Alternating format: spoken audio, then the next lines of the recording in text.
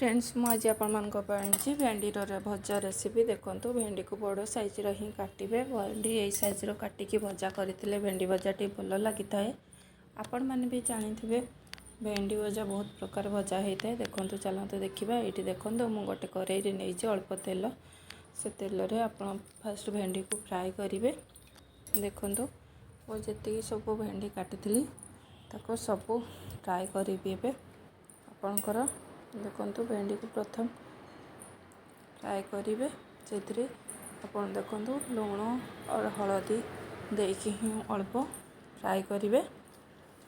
लुण हलदी देकी फ्राए कलापर आपन किछि समय दे सारा लुण हलदी दे सारापर आपन ये देखो मिक्स करेंगे ताको किछि समय गोटे मिनिट मिक्स करेंगे। मिक्स कर सारापर आपन ये भेंडी को गोटे मिनिट मिक्स कर सारापर आपन किसी सब 2-3 मिनिट आपन 2-3 मिनिट फास्ट आपन घोड़े रखिए लो फ्लेम रे। तापर नेक्स्ट भेंडी भजा पे रेडी कर बड़ साइज काटी मो प्याज 3टा रसुण रखी लंका रखी टमाटो भी रखी बड़ साइज देखो काटिकी सब ये देखो भेंडी भजा मोर एपटे हो आसलानी।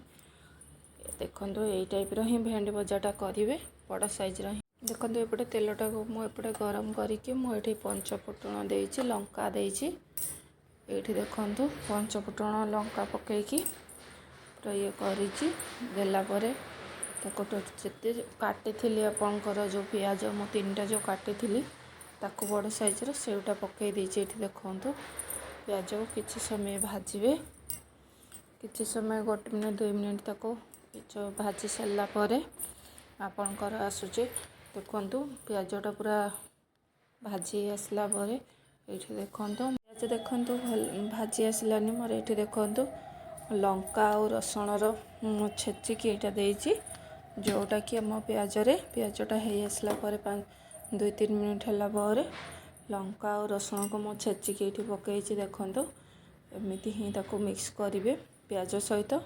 तापर ये बड़ साइज मु देखो टमाटो काटी पकईली देखो एमती ही ताको सब मिक्स करेंगे टमाटो को भी नहीं पकईकी लंका और रसुण किसी समय जो चलेला पियाज सहित चल सारापर तापर टमाटोटा पकईबे।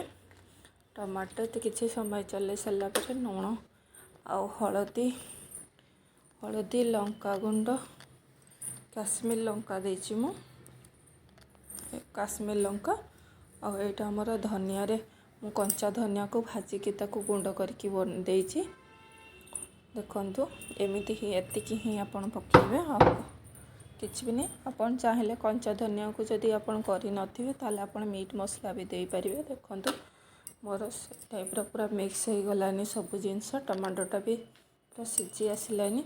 तापर देखो मु भेंडी को ये भाजिकी जो रखी मुझे पकई दूची पकई सारापर ही मिक्स करी ये देखो बहुत भल भाव मिक्स करेंगे।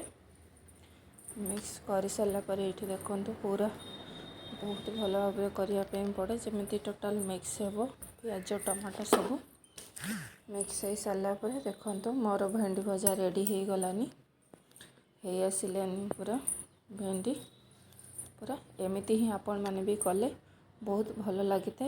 आपन जेकोसी रोटी हो कि परोटा हो कि जेकोसी आपन लगे खाई पारिबे। देखो आपन थरे करिकी ट्राई करंतु बहुत टेस्टी लगी था। जदि आपन को भल लगिला ताहले वीडियो जदि भल लगिले आपन लाइक और कमेंट करेंगे। देखो आपन मन भी करिकी ट्राई करंतु बहुत भल लगे।